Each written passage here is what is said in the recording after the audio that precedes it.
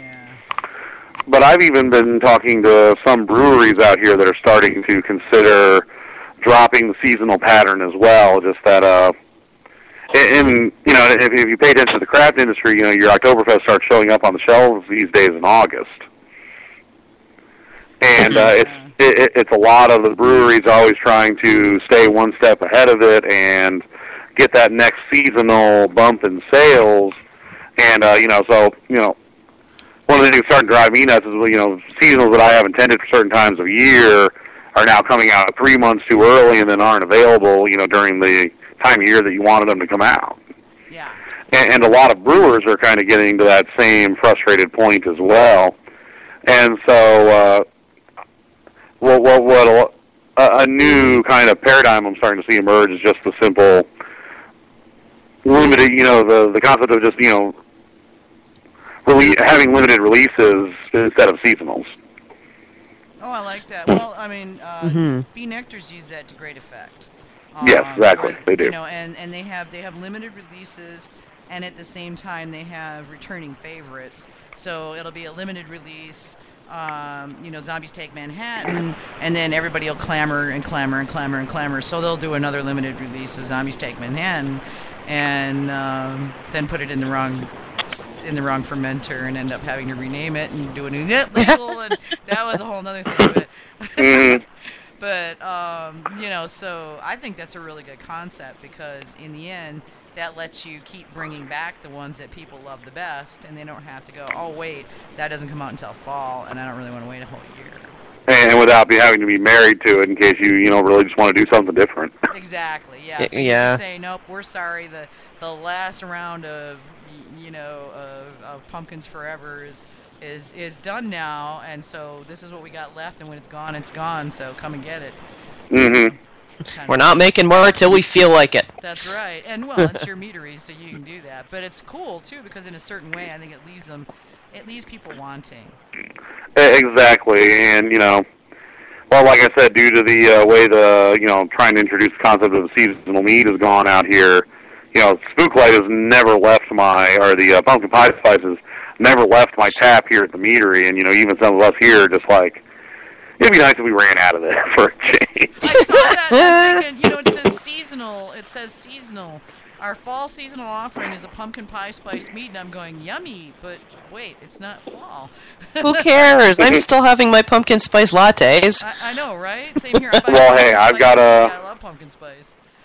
Our spring seasonal is a green tea and mint. I got a handful of regulars, and they continue to order it all year. And if I ever take it off, I don't know what they'll do. They might mob you, yeah. Yeah, right. Yeah. Well, they can get pretty strident about it. I mean, all you have to do is watch a Bee Nectar feed for a while. It's hilarious. You know, he's got such a following for certain of the meads. You know, I know which ones are my favorites, but you know, the various meads that are out there. But it's hilarious to watch the people that are really invested. You know.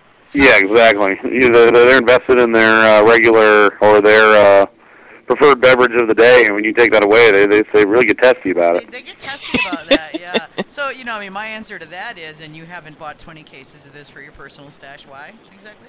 Yeah, right. You know, I mean, when Fairbrother had a sale for Utopia number 9. That was that one that he did. It was a 5 or 6 year old cask aged. The only mead my husband's ever had where he says, you better go right out and buy a bottle of that. My husband's okay with mead, but he's honestly rather have a good craft beer when it comes right down to it, you know. So he'll drink it, but it's not his, you know, usual thing of choice. But when I got a bottle of that for doing a review, he sent me a bottle for review when it came out. And I let my husband have a little bit of it, and he's like, and you are ordering some of this when? You know, so nice. You know, that was like a first. But so when he had a sale, I was like all over that. Me and I'm sure a whole lot of other people, you know, that had it and really liked it. So yeah, if you get those ones that are all that in a bag of chips for your peeps, you know, then you got to keep bringing it back for them in some way, shape, or form, or at least some variation thereof, so that they feel like they're getting what they need. Oh yeah, definitely. Well, the distributor that carries us in Kansas City and St. Louis is also Moonlight's distributor, and he brought like his one bottle of Utopia to the store that just demanded, just really wanted to have a bottle on the shelf, and I think someone bought it that night for $209. Oh my God, really? Nice. Yeah. And it retails for $125, which is already, I mean, it's really good, but that's a lot of money for a 375 milliliter bottle of mead. Yeah, but it was like the one bottle that made it to that market. There was one guy that came running in and spent I'll some give money you whatever you on want it. for that, yeah. Right. Now you've arrived when that's happening, when your mead is being bid beyond retail. So, I'm not even sure that's legal. So you got right now. You've got Spooklight, the KCCNS Sizer, High Dry and Dusty, and then Berry Picker. Are those the four mains? We've quit. The Sizer has been relegated down to just a seasonal. Okay. I did not have a lot of luck maintaining a good source of high-end cider throughout the year, especially local cider. So Sure, yeah. just when the local press is up and running, that's when we make it. Okay. Well, that makes sense. That makes though. absolute sense. Yeah, it's hard. I mean, honey you can get, but yeah, cider is when cider is, and you can't really do much about that. Oh yeah. So, what do you have? What else are you going to be bringing on board? Anything that you can tell us about? Well, we're about to get that bourbon barrel blackberry mead out. Ooh, is that going to be dry or semi? Semi. Nice. Yeah, I prefer semi myself, but a lot of people do blackberry dry, so that's why I asked. Yep. But we managed to try. Well, it was awfully good dry when it came out of the barrel, but it was, yeah. yeah, we might drink about a pitcher of that when that happened. Finally got that one finished up. We got a bunch of Heaven Hill barrels in last year, and that just seemed like the thing to put in them. Nice. So, 8 months later, I finally got to see, if I was right or not on that, and the project had just turned out really well. So we've gotten it all packaged in the bombers and kegs, and I haven't quite released it to market yet, so that'll be coming up here soon. I might just have to come visit my uncle in Kansas City just so I can take a road trip out into, I know it's a haul from Kansas City to y'all. Are you southeast or southwest?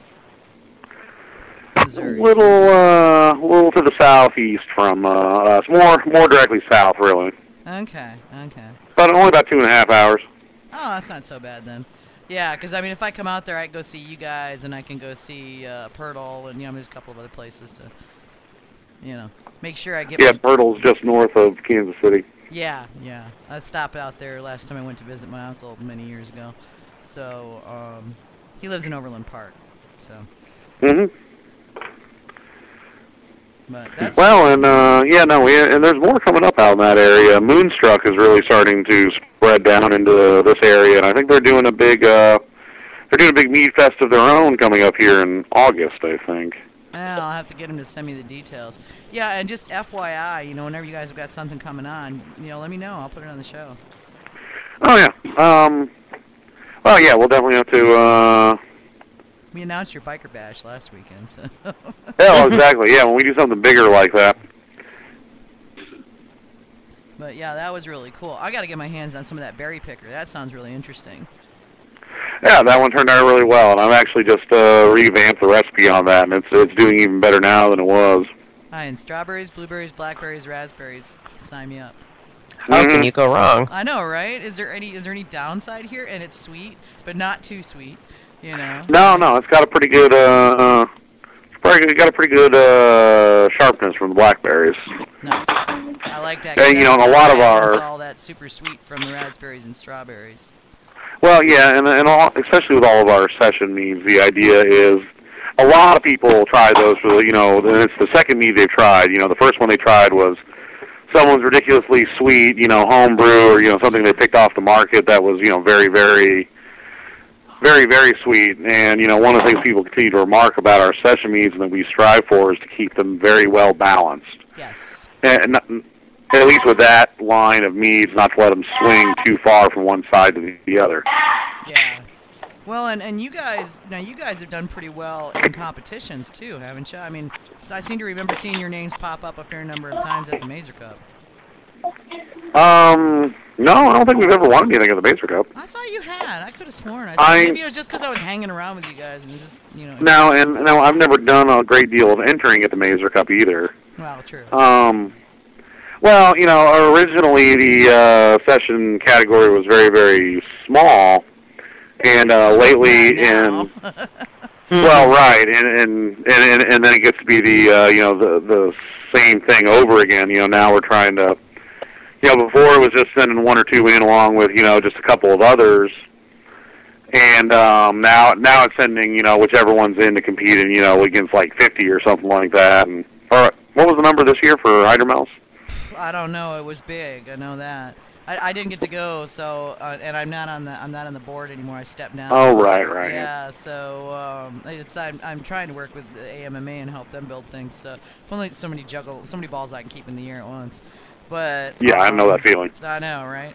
But I think what's going to probably end up happening, and this is just guessing, okay, this is not in any way, shape, or form a statement of policy for the Mazer Cup, but I think what's going to end up happening, just looking at the trends, is you're going to start to see, remember how we had to subdivide melomels into subcategories because the category got so big. Exactly, yeah. Yeah, it's going to happen in some of the other categories. It got to the point where, Weirdamels started getting subdivided because we had so many pepper meads and so many, so forth and so on. There was one year where there was like 2 pepper meads and then there was like 47 of them, Mm-hmm. So, and I think you're going to see the same thing happening with session meads because that is, from what I can see, from my bird's eye view of the industry, from what I see, the session mead is the fastest growing mead category in the country. So definitely. From a professional level, I think they're going to find themselves basically having the entire BJCP category set up, but at a session level. I'm definitely looking forward to seeing that, at least as far as our products go. But it's not the Mazer Cup, even in itself. We don't do a lot of entering in general. And that's just a function of time and expenses and all that other fun stuff. Yeah. But we do take it home. One of the interesting things is we do a lot of beer fests and beer and wine samplings, and these kind of themed events that go along with craft beverages are popping up, just everywhere all the time now. And we're even getting to the point where we have to sift through them and decide, what we think is going to, work for our product and what's not. And what I find really interesting is that, we send these things out to these things, and we fairly regularly win like public choice and taster's choice awards. And part of that I think is, you go to a big beer fest where you're drinking all these great big IPAs and imperial stouts and weird beers and big Belgians and things like that. People come around to our booth and they try a well-balanced session mead, and it's just such a relief to the palate. Yeah. Well, there's a lot just of big beers out there. So something. I have to say, for mead, I like an easy drinker. I like the complicated stuff for sipping and tasting, but when it comes to my everyday drinking, I want something that's going to go down nice and easy and not leave me the next day wondering where I left my clothes, that kind of thing, or oh my God, my head is pounding.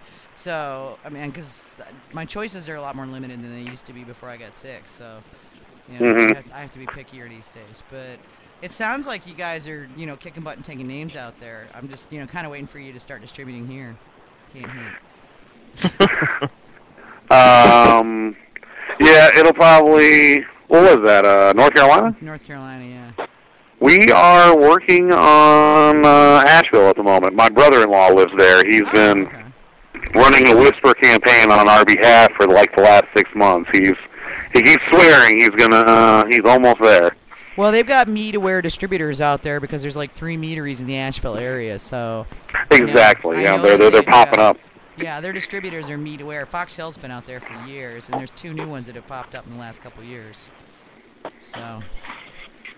Yeah, well, I'm going to go to the Miami Beach Total Wine here and ask for a case of High, Dry, and Dusty. See how quickly we can get it over here. Appelt Liquor. They're so new I don't even know their actual names yet. But it's a little outfit called Appelt, and I believe they're picking up their first order here in 3 weeks. Oh, cool. Yeah, no, we're kind of excited about that.